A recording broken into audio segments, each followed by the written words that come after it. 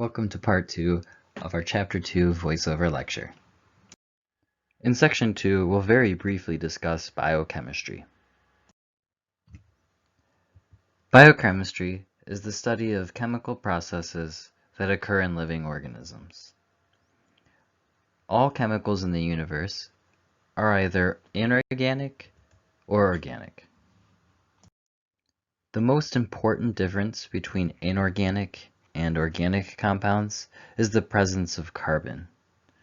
Inorganic compounds lack carbon, organic compounds have carbon. Inorganic compounds tend to be simple and small. For example, the water molecule H2O is inorganic.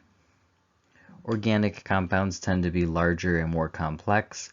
For example, the sugar glucose has 6 carbons, 12 hydrogens, and 6 oxygens. One of the most important fields of study within biochemistry is metabolism. Metabolism is the sum of all chemical reactions within the body. There are 2 categories of metabolic reactions, anabolic and catabolic. Anabolism, or anabolic reactions, are reactions where larger molecules are built from smaller ones. Anabolic reactions require energy. Catabolism, or catabolic reactions, are the breaking down of larger molecules into smaller ones. Catabolic reactions release energy. In Section 3, we will discuss water. Why are we discussing water in a biology class? Because it's absolutely essential for life. Some characteristics of water to know is that its chemical formula is H2O. It's made of 2 hydrogen atoms and 1 oxygen atom. Water is the most abundant inorganic molecule in our bodies. In fact, our bodies are composed of about 70% water. We know that without water, life would not be possible. Water has several properties that we are going to discuss that make it vital for life. First, water has a very high heat capacity. Water is an excellent solvent. Water is highly reactive chemically, and water has a very high surface tension. In this diagram, you can see several representations of water molecules. The 2 white circles on one water molecule represent hydrogen atoms, and the single red circle represents the oxygen atom. You can see dashed lines linking 2 adjacent water molecules. Those represent a hydrogen bond. Water molecules are very strongly attracted to each other through this bond called a hydrogen bond. We'll talk more about other types of bonds, including covalent and ionic, at a later time. The first important property of water we're going to talk about is heat capacity. What is heat capacity? It's the amount of heat applied to a material to produce a change in temperature. Different materials have different heat capacities. You might have noticed this effect while cooking. If you take an empty metal pan and put it on your stove, it'll change temperatures fairly quickly. But if you fill that same pan up with water and put it on your stove, it's going to take a lot longer to heat up. And that's because of the high heat capacity of water. Water can therefore absorb a lot of heat, or it can release a lot of heat before it changes its temperature. This property of water helps moderate our body temperatures. We can go out in the cold without freezing very quickly, and we can also go into the heat without overheating very quickly, partly because of the high heat capacity of water. You've also probably heard about this effect and how it helps moderate the Great Lakes region and keep our climate slightly more mild. Another property that makes water vital for life is that it's an excellent solvent. What is a solvent? It's a substance that dissolves another substance. Water can dissolve a lot of other substances. In fact, it's often nicknamed the universal solvent, though this is a bit of a misnomer because it cannot dissolve everything, of course. Some things that water can dissolve that's important for life are certain nutrients like salts, sugars, proteins. Water can also dissolve the respiratory gases like oxygen and CO2, water can dissolve acids and bases as well. Water is important because it's involved in many chemical reactions in our bodies. For example, water is absolutely essential for us to digest food. Water is also the medium in which most chemical reactions in our bodies occur. The final important property of water to know is that it has a high surface tension. Surface tension is the tendency of liquids to form an elastic membrane at surfaces. This occurs because liquids, including water molecules, are more attracted to each other than the molecules are attracted to the air that they come in contact with. Water has an especially high surface tension. This property of water is why water forms droplets as it's falling through the air. It's also why insects such as water striders can walk on water. This picture is showing a water strider walking on water. Insects such as these and water spiders can walk on the surface of water because of water's high surface tension. Insects are actually more dense than water and should sink, but surface tension is preventing this from happening. In section 4, we will discuss pH. pH is a measure of how acidic or basic a fluid is. The pH scale ranges from 0 to 14. At the low end, we have acids, at the high end, we have bases, and in the middle, around 7, we have neutral liquids. pH is very important because many human body fluids must remain in a specific pH range to function properly. For example, our blood must be in the range of 7.35 to 7.45. Notice this is slightly basic. Anything outside of this range and our blood will be either too acidic, we call this acidosis, or too basic, which we call alkalosis. Both acidosis and alkalosis are detrimental to our health. This diagram shows some chemicals and their pHs. For example, at the extreme end, we have hydrochloric acid with a pH of 0.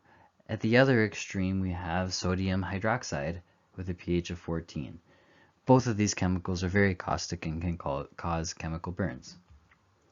Near the middle, we have milk with a pH of about 6.5 and blood with a pH of about 7.4. In the middle would be distilled or pure water with a pH of 7. This is a neutral pH. In section 5, we discuss polymers. Before we can begin discussing polymers, let's discuss what a molecule is. Molecules are substances made of many atoms. They are joined together by chemical bonds, a chemical bond being a lasting attraction between two atoms. You can think of a chemical bond like a chain linking two atoms together. Some molecules are compounds. A compound is a molecule with two or more types of atoms or two or more elements within the molecule. There are two types of chemical bonds you should know: covalent bonds and ionic bonds. Covalent bonds occur because of a sharing of a pair of electrons, whereas ionic bonds occur due to a transfer of electrons. The process of polymerization is the process of making a polymer. Let's break down the word polymer to get a better understanding. Poly means many, and the end of the word mer means parts or subunits. Polymers are molecules made up of many repeating subunits. What are these subunits called? Monomers. Let's break down the word monomer. Mono means one, and mer means subunit. So the term monomer means one subunit, or one part of a polymer. So polymers are molecules made of many repeating monomers. So again, polymerization is the process of joining monomers together to form a polymer. Dehydration synthesis is how living cells form polymers, where small molecules are joined together using water to form a polymer. Water is being removed from these molecules, so hence the word dehydration, while we are forming or building large polymers, hence the word synthesis. The opposite of this is hydrolysis. Hydrolysis is breaking down larger molecules using water in the process. The prefix hydro is referring to water, and the suffix lysis means to break. Dehydration synthesis and hydrolysis are types of chemical reactions. You'll learn more about chemical reactions in Chemistry 50. To elaborate on dehydration synthesis, this diagram shows two monomers joining together to form a dimer. A dimer is a very simple polymer made up of only two subunits, hence the prefix di. In the process of forming a chemical bond between the two monomers, water is being removed from the molecules, hence, again, the term dehydration. Hydrolysis is the opposite of dehydration synthesis. In hydrolysis, we're taking a larger polymer, in this case a dimer, and splitting it apart. So in this case, the dimer is splitting into two individual monomers. In the process, water is being added to the molecules, and a covalent bond is being broken. Lysis again means to break, hydro means water, so you're using water to break a covalent bond. Finally, in section 6, we will discuss the macromolecules of life. There are 4 macromolecules of life, and they will be represented in the following pictures. The picture of bread represents the carbohydrates. This picture of butter represents the lipids. Here we have chicken representing protein. And then finally, this picture of DNA to stand in for all of the nucleic acids. So to clarify, section 6 will be broken down into 4 parts. First, we'll talk about the carbohydrates. Second, we'll talk about lipids. Third, proteins. And then finally, we'll talk about the nucleic acids. Part 1, carbohydrates. There are many different types of carbohydrates. Let's begin with the category known as sugars. Sugars are carbohydrates that taste sweet. One type of sugar is known as a monosaccharide. Let's break down this word. Mono means one. Saccharide means sweet or sugar. So a monosaccharide is a molecule made up of just one sugar. Monosaccharides are the monomers or building blocks of carbohydrates. Monosaccharides can exist as isomers. Iso means same and mer means part or subunit. Isomers are 2 or more molecules that have the same atoms, same formula, but have different structures or shapes.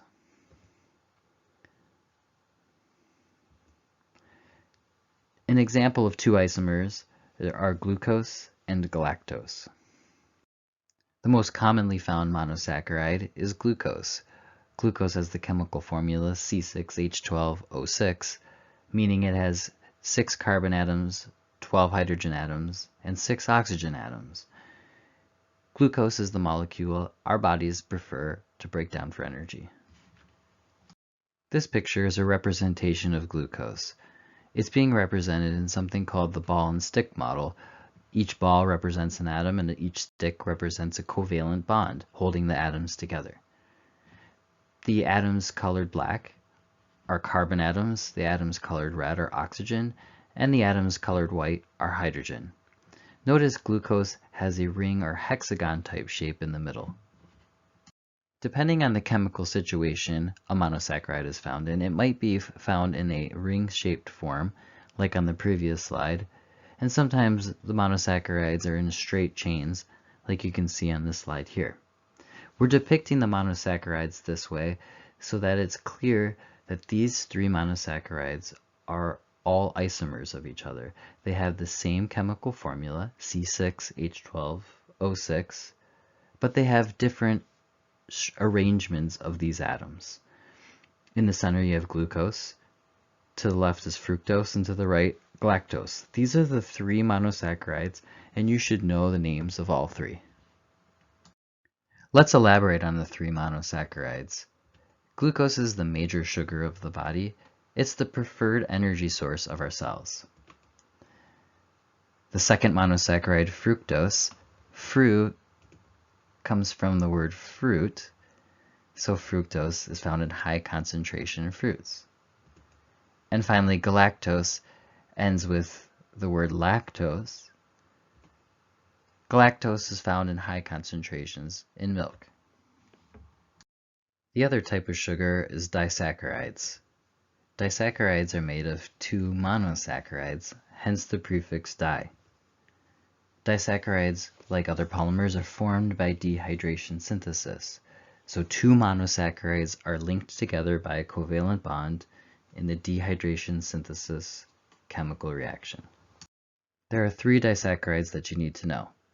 Maltose is the disaccharide that's found in beer and wine, and it's composed of two glucose monosaccharides linked together. Second, we have sucrose. Sucrose is usually just commonly called sugar or table sugar, and this disaccharide is composed of glucose and fructose. Finally, we have lactose. As you might have guessed, this is the disaccharide that's found in dairy or in milk. It's composed of a glucose monomer and a galactose monomer linked together.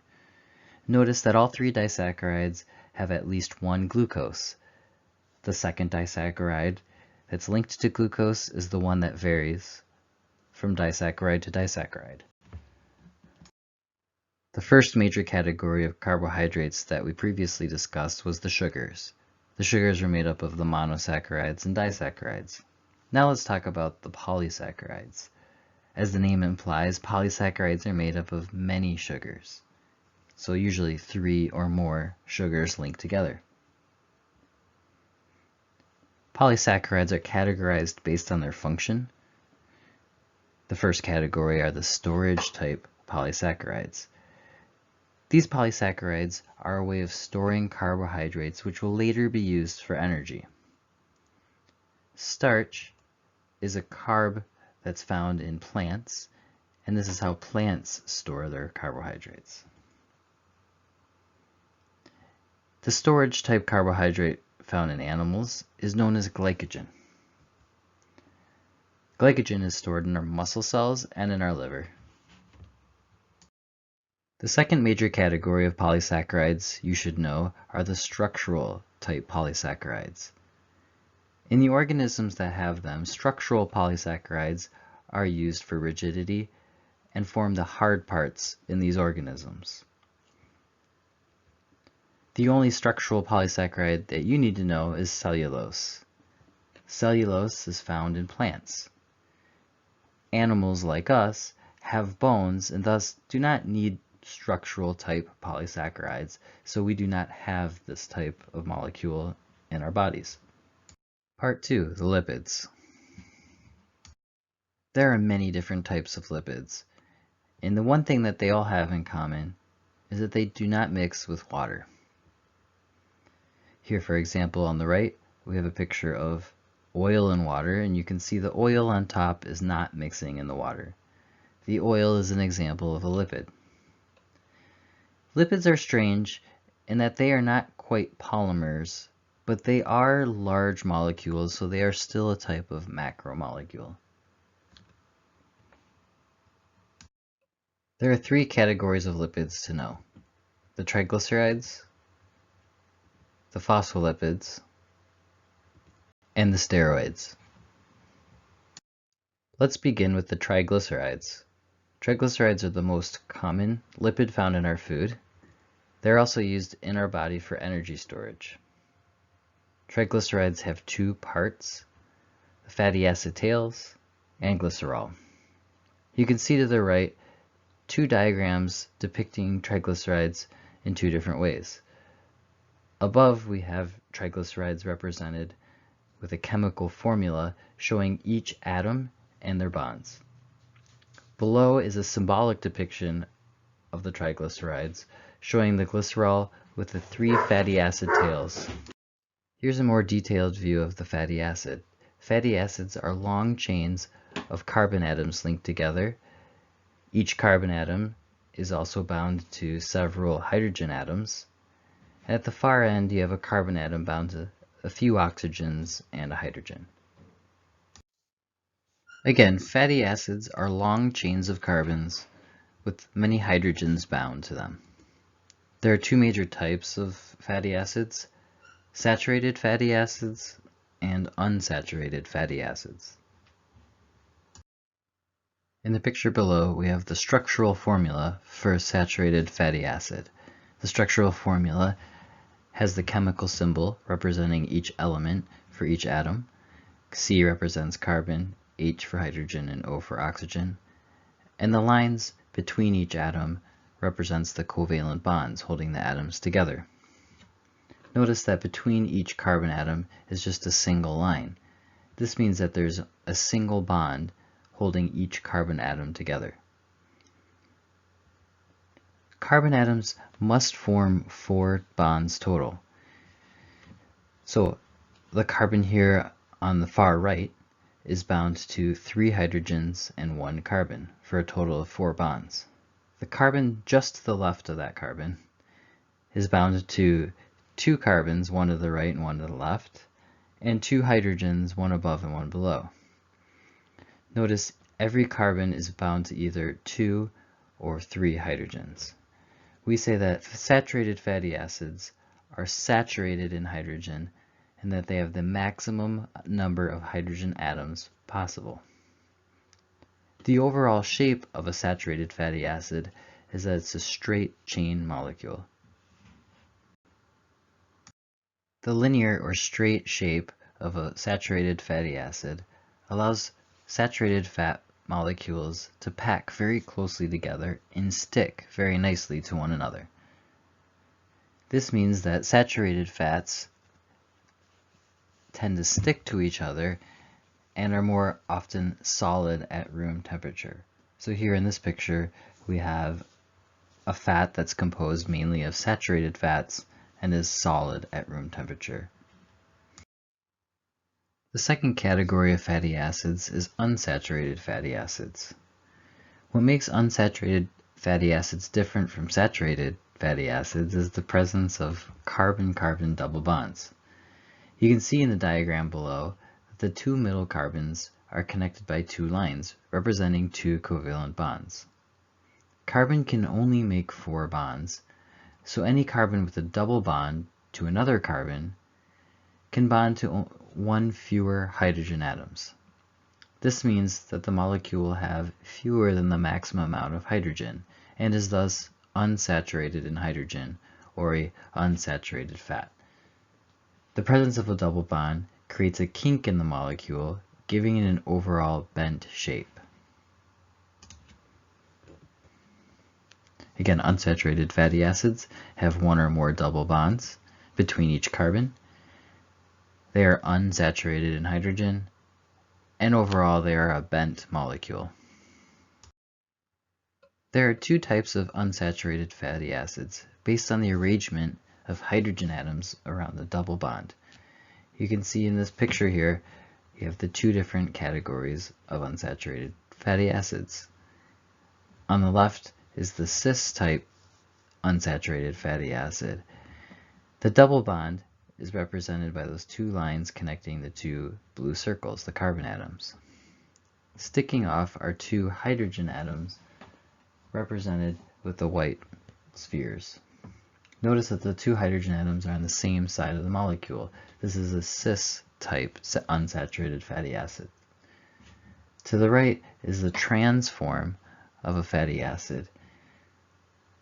The 2 hydrogen atoms are on opposite sides of the double bond connecting the 2 carbons. This makes it a trans fatty acid.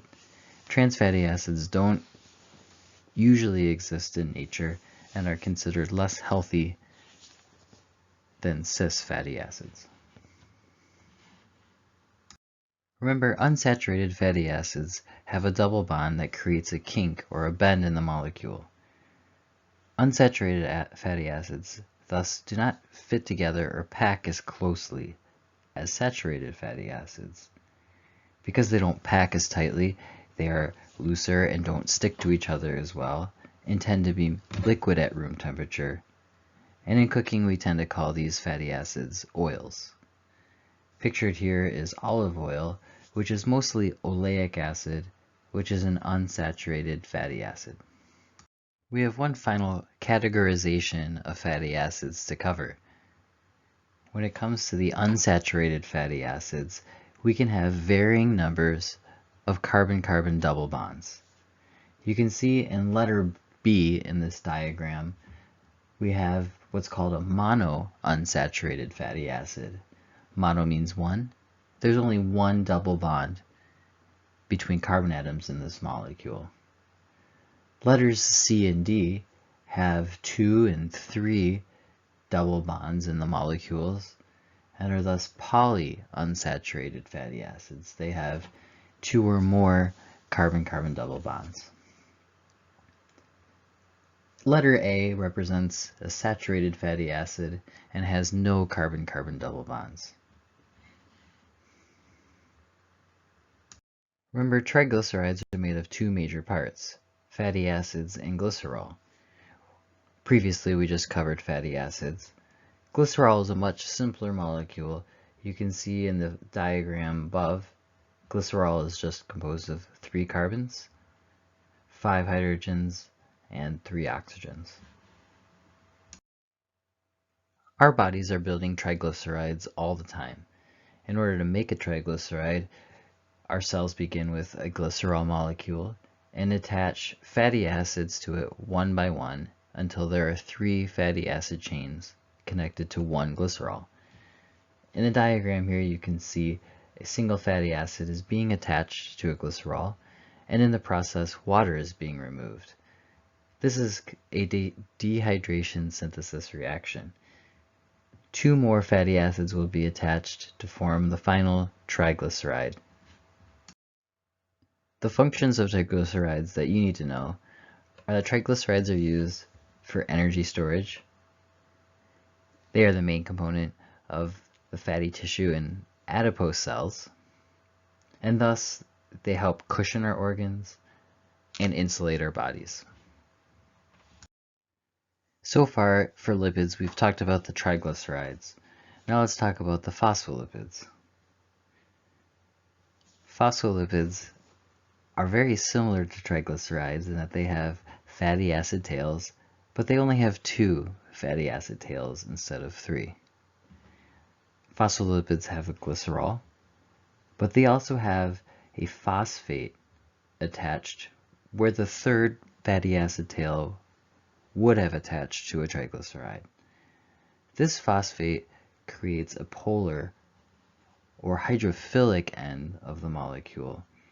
The phosphate end of a phospholipid is very attracted to water. The fatty acid tails of a phospholipid are repelled by water. Phospholipids are often depicted with a sphere for the head, which represent the glycerol and phosphate end of the molecule, and 2 tails, which represent the fatty acids of the molecule. Again, the head of the molecule is polar and hydrophilic. Philia means to love, so this end of the molecule loves water or is attracted to water. The 2 tails are hydrophobic. They repel water.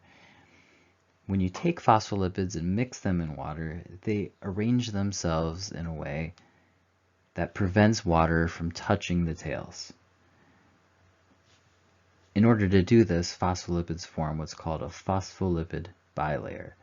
2 layers of phospholipids where the heads point away from each other and are coming in contact with water, and the tails all come together, cluster together to stay away from water.